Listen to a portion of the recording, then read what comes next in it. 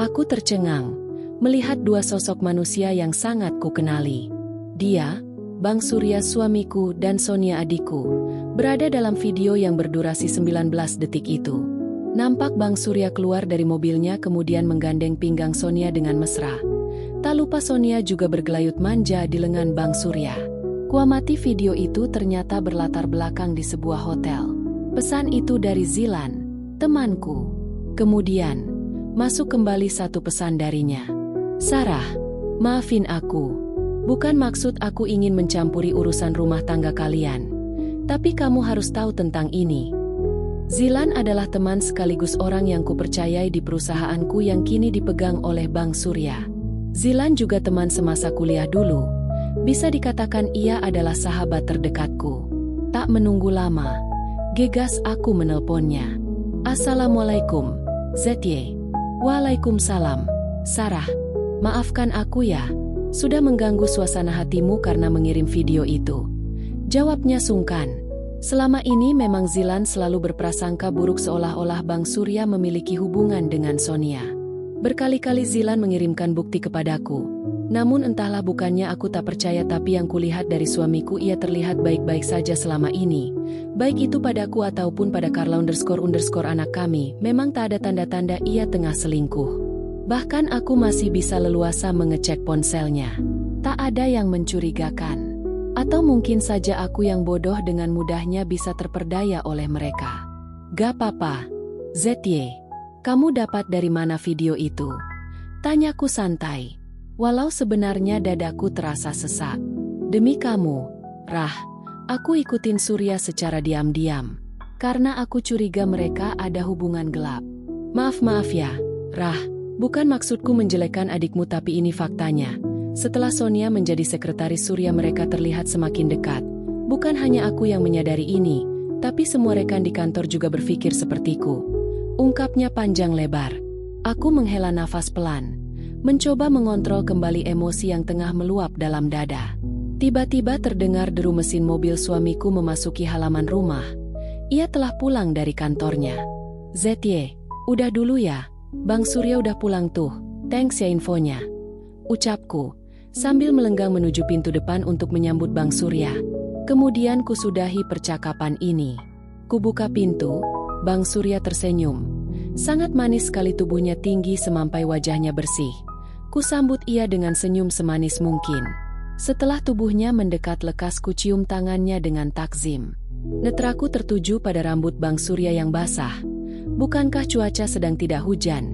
Mengapa rambutnya bisa basah begitu? Masuk duluan ya, Kak. Sonia melenggang di depanku. Kuamati raut wajahnya ia nampak kelelahan. Rambutnya sedikit acak-acakan seperti segera kutepis prasangka buruk ini. Tidak baik berburuk sangka pada adik sendiri. Sudah 3 bulan ini Sonia tinggal bersamaku. Karena kuliahnya di Korea telah usai.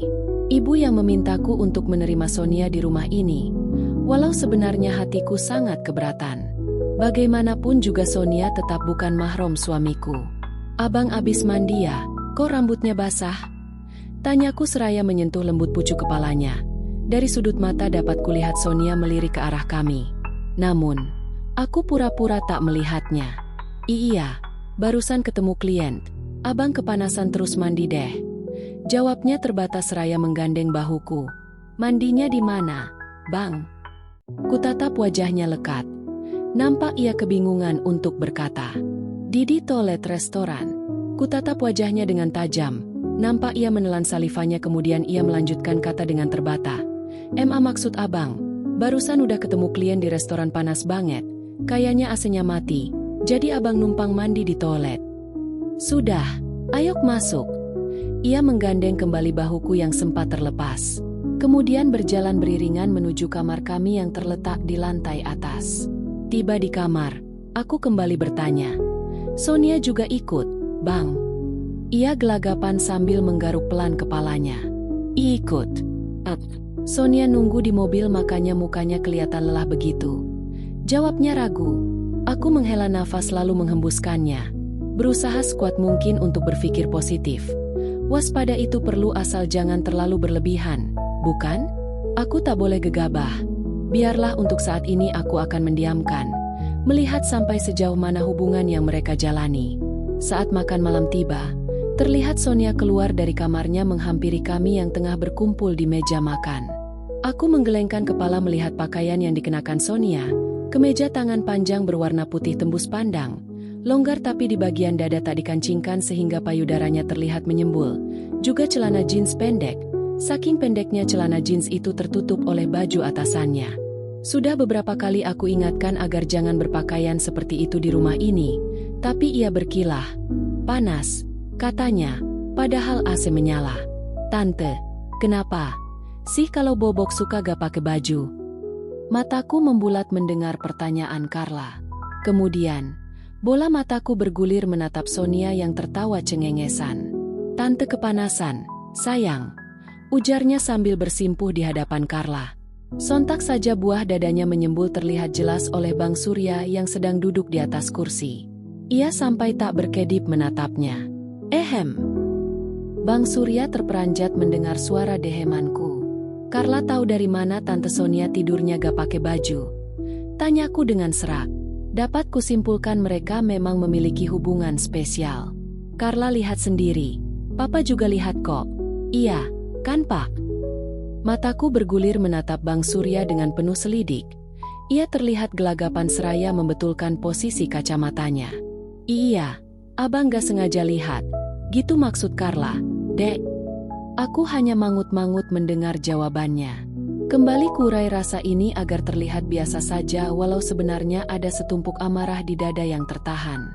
Biarlah amarah ini akan keluar di saat yang tepat. Di saat mereka tak bisa menyangkalnya sedikit pun.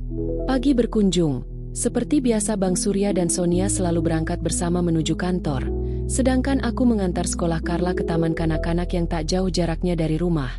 Jadi ketika sedang proses belajar berlangsung aku bisa pulang dahulu ke rumah, dan ketika waktu belajar akan usai aku akan kembali menjemputnya. Kreet! Kubuka pintu kamar Sonia, nampaknya Mbok Minah, artku, belum membersihkan kamar ini karena terlihat masih berantakan. Aku melangkah perlahan. Entah kenapa sejak semalam hatiku selalu ingin masuk ke kamar yang ditempati oleh Sonia. Nampak banyak sekali alat-alat kecantikan yang tergeletak di meja rias. Mataku tertuju pada sebuah benda mungil berwarna merah. Itu minyak wangi Sonia. Kuhampiri lalu kuambil benda mungil itu kemudian menciumnya.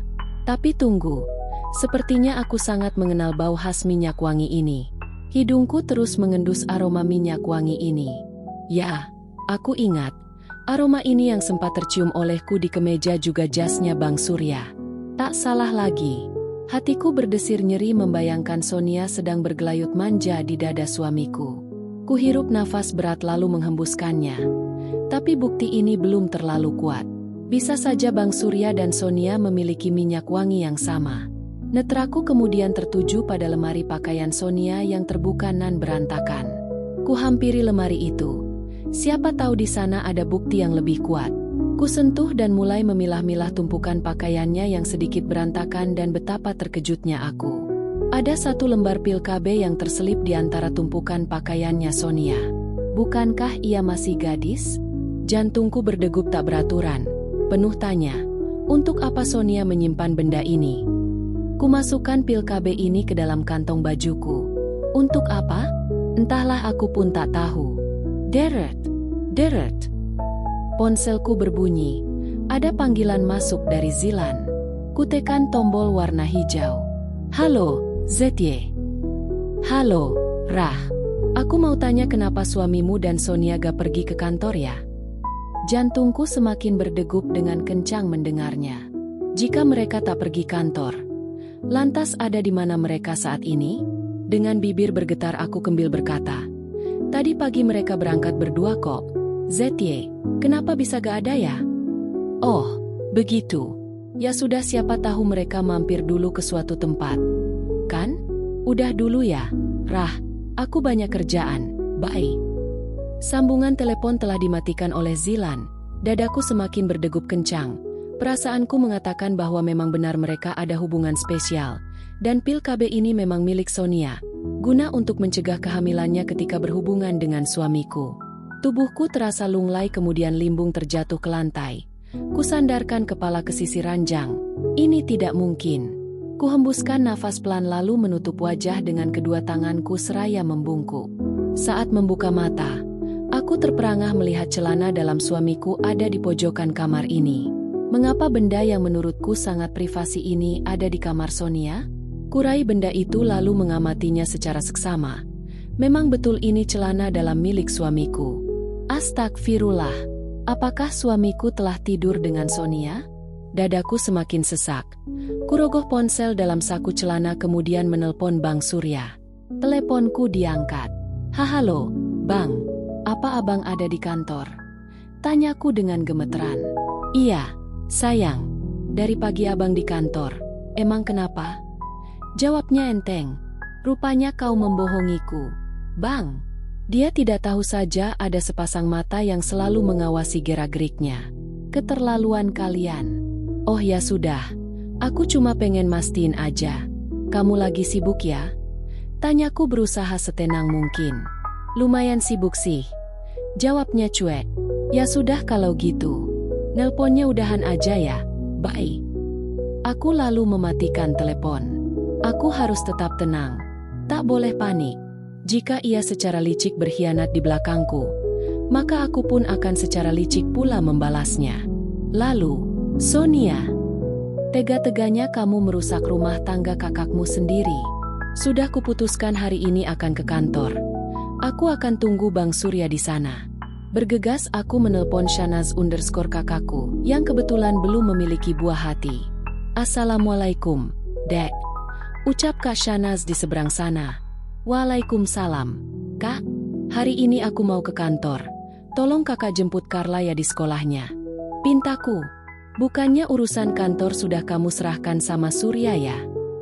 Memang betul semenjak lahirnya Carla aku menyerahkan perusahaan yang aku bangun itu pada suamiku. Tapi sekarang aku ragu. Iya tapi ada beberapa urusan yang harus aku selesaikan di kantor.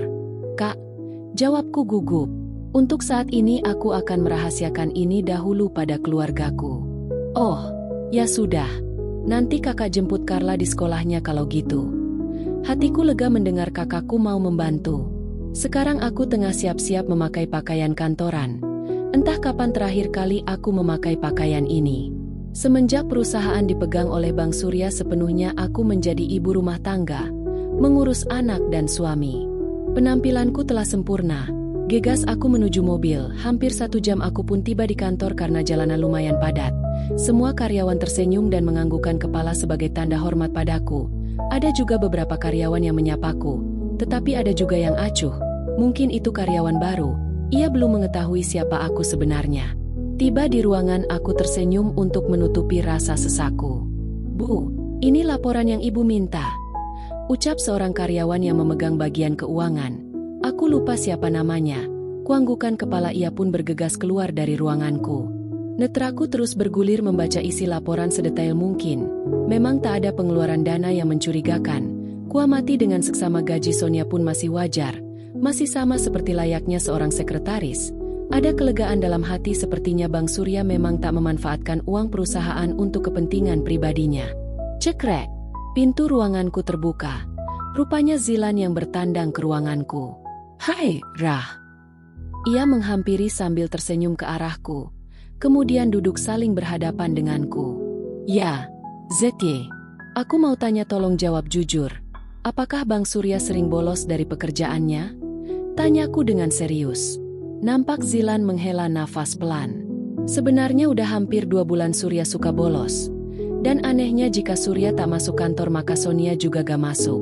Gimana kita semua gak curiga? Dan kalau habis istirahat kadang menjelang sore lo mereka kembalinya. Kutelan saliva mendengar penuturan Zilan. Tega kalian, Mas. Terus selama di kantor mereka seakrab apa? Tanyaku dengan serak. Air mataku terus meronta ingin mengalir dengan derasnya. Aku gak tega sebenarnya menceritakan ini, Rah. Tapi ya, mungkin kamu harus tahu hubungan mereka sangat dekat. Bahkan Sonia bisa berjam-jam ada di ruangan Surya. Obe kita Mbak Runi pernah lo mergokin Sonia lagi duduk di pangkuan Surya bermesraan. Rah, ungkap Zilan setengah ragu. Kuanggukan kepala. Fix, mereka memang menjalin hubungan gelap di belakangku. Hening. Antara aku ataupun Zilan tak ada yang bersuara. Jika kupikir memang rasanya ini tidak mungkin, mengingat semua perlakuan Bang Surya yang sangat baik padaku ataupun Carla. Mereka memang pintar bersandiwara. Tetapi mereka tidak tahu bahwa aku pun lebih pintar bersandiwara daripada mereka. Silahkan saja kalian saat ini bersenang-senang di atas rasa sakitku. Akan ada masanya kalian merasakan penyesalan hingga ke ubun-ubun. ZY, aku percaya kamu. Tolong bantu aku untuk terus memantau mereka ya. Karena aku gak akan tiap hari juga datang ke kantor. Dan tolong kasih tahu, siapa tuh? Karina yang bagian keuangan untuk melapor jika Surya meminta sejumlah uang yang tidak wajar. Zilan menganggukkan kepala pertanda ia mengerti. Oke, siap. Aku akan mendukungmu, Rah. Jawabnya seraya menggenggam kedua tanganku. Waktu telah menunjukkan pukul 4:30 sore. Namun, tak ada tanda-tanda jika Bang Surya akan kembali ke kantor. Tak masalah, akan aku tunggu sampai selepas maghrib. Adzan maghrib berkumandang tapi sialnya mereka tak kunjung datang. Baiklah, kali ini kalian selamat. Aku tunggu kalian berdua di rumah. Jalanan sangat macet. Terpaksa aku menunaikan sholat maghrib di masjid pinggir jalan. Pukul 7:30 malam aku tengah sampai di rumah. Namun, tak ada tanda-tanda mereka telah pulang. Mobil Bang Surya tak nampak di halaman ataupun di garasi. Ya Allah, ada di mana mereka saat ini? Aku berjalan menuju rumah dengan gontai. Kakiku seraya kehilangan kekuatan untuk berpijak. Mama Carla berlari menghampiriku. Aku pun bersimpuh kemudian memeluk bocah berumur 6 tahun itu. Kok pulangnya telat? Rah, emang ada masalah apa sih? Kak Shanaz menatap penuh selidik. Mungkin ia curiga. Tapi aku harus tetap tenang, belum saatnya ia mengetahui kebusukan adik bungsu kami itu. Ada masalah keuangan, jawabku datar. Ia hanya mangut-mangut merespon jawabanku. Ya sudah, tuh kakak ipar kamu udah jemput. Kakak pulang dulu ya. Ucapnya seraya menepuk bahuku kemudian beranjak. Engs, Kak. Ia pun mengacungkan sebelah ibu jarinya. Kutunggu mereka di ruang keluarga. Mataku memang menatap layar televisi tapi pikiranku melayang-layang memikirkan nasib pernikahan ini. Kulirik Carla telah tertidur karena terlalu asyik menonton acara kesukaannya. Gegas aku menggendong kemudian membawanya ke kamar untuk menidurkannya. Terus kutunggu mereka. Berkali-kali aku menelpon Bang Surya dan Sonia namun sepertinya ponsel keduanya telah mati. Sampai pukul 10 malam barulah terdengar deru mesin mobil Bang Surya memasuki garasi. Selarut ini mereka baru pulang. Sengaja aku mematikan lampu juga televisi sehingga ruangan menjadi gelap. Terdengar keduanya membuka pintu secara perlahan dan melangkah mengendap-ngendap bak seorang maling. Kemudian, cetrek, lampu kunyalakan sehingga ruangan kembali terang benderang. Kupandang satu persatu raut wajah menjijikan itu. Mereka terlihat kikuk dan tertawa cengengesan. Jam berapa ini? Kenapa kalian baru pulang jam segini? Mereka nampak saling memandang. Kita habis meeting ketemu klien. Jawab Bang Surya dengan mantap plus dengan ekspresi wajah seolah-olah ia telah kelelahan. Mungkin memang betul mereka sedang kelelahan. Tapi kelelahan bercinta tepatnya. Aku masuk kamar duluan ya, Kak. Pinta Sonia seraya beranjak dari hadapanku. Bagus sekali aktingnya. Netraku terus menatap tubuhnya yang mulai menjauh. Nampak ia salah tingkah karena merasa ada sepasang mata yang sedang memperhatikannya. Kemudian ia berlari kecil menuju kamarnya. Bu! Dengan keras Sonia membanting pintu. Netraku bergulir menatap wajah Bang Surya. Ia tersenyum kecut dengan terpaksa. Karena muak, kutinggalkan ia yang masih berdiri mematung menatapku yang sedang menaiki anak tangga. Biasanya ketika ia pulang kerja larut malam, aku selalu setia menunggunya, menyambut dengan senyuman sehangat mungkin, kemudian membuatkan teh untuk menghangatkan perutnya. Tapi rupanya saat ini itu hanyalah sebuah kenangan. Ingin sekali aku memakinya mengatakan jika seharian ini aku telah menunggunya di kantor. Tapi ini belum saatnya, terlalu dini. Aku akan tunggu hingga gelora asmara di antara mereka benar-benar memuncak. Saat itulah aku akan membongkar kebusukan mereka. Dek, kok abang ditinggalin gitu aja di bawah? Sapa Bang Surya seraya memeluk pinggangku dari belakang. Karena rasa jijik tak kuhiraukan sentuhannya itu, aku tetap dalam posisi tidur membelakanginya. Merasa jengah karena diacuhkan, Ia pun diam dan menumpukan tangannya di atas pinggangku. Pagi berkunjung. Kami semua tengah sarapan bersama. Sonia, ada yang mau kakak bicarakan? Ucapku datar. Bicara apa? Ia bertanya sembari memasukkan sesendok nasi goreng ke dalam mulutnya. Sesantai itu rupanya kamu. Begini Sonia, mohon maaf sebelumnya. Mulai saat ini kamu lebih baik pulang ke kampung tinggal bersama ibu dan bapak. Bukannya kakak keberatan kamu tinggal di sini, tapi secara agama kamu tidak diperbolehkan tinggal satu atap bersama kami. Kenapa? Karena ada Bang Surya. Dia bukan mahram kamu. Kamu sudah terlalu lama tinggal di sini. Itu gak baik. Ucapku panjang lebar. Nampak ia tercengang mendengar penuturanku. Kemudian netranya bergulir mentap Bang Surya. Dan akhirnya mereka saling menatap di hadapanku. Aku gak mau. Kak, kalau tinggal di kampung, mau kerja apa di sana? Ngurus sapi-sapinya Kang Satya gitu. Ia merajuk. Satya adalah kakak tertua kami. Di kampung ia telah sukses menjadi seorang peternak sapi. Jelas saja ia tak mau tinggal di kampung bukan karena tak ingin mengurus sapi, tapi karena tak ingin berjauhan dengan kekasih gelapnya itu tentunya. Iya, Dek. Kalau begitu biarkan Sonia mengontrak rumah saja. Yang penting tidak tinggal di rumah ini kan? Bang Surya membela. Kuhembuskan nafas. Sesak rasanya dada ini menyaksikan Bang Surya mempertahankan Sonia agar selalu berada di dekatnya. Tinggal mengontrak sendirian juga lebih berbahaya. Bang, Sonia ini masih gadis, aku khawatir. Lebih baik tinggal di kampung saja bersama ibu dan bapak. Kasihan mereka kesepian. Sonia, tolong mengerti kakak ya. Balasku membujuk. Ia diam sembari mengunyah pelan makanannya. Mungkin ini salah satu usahaku untuk memisahkan mereka. Bagaimanapun juga aku tak ingin kebagian dosa karena perzinahan mereka. Dan aku ingin menilai seberapa jauh hubungan di antara mereka jika telah terpisahkan oleh jarak. Soni, kok malah diam? Kamu setuju, kan? Tanyaku seraya menatap wajahnya yang pucat. Ia nampak berpikir, menimbang-nimbang. Aku udah betah di sini, Kak. Lirihnya sambil menundukkan wajah bersambung.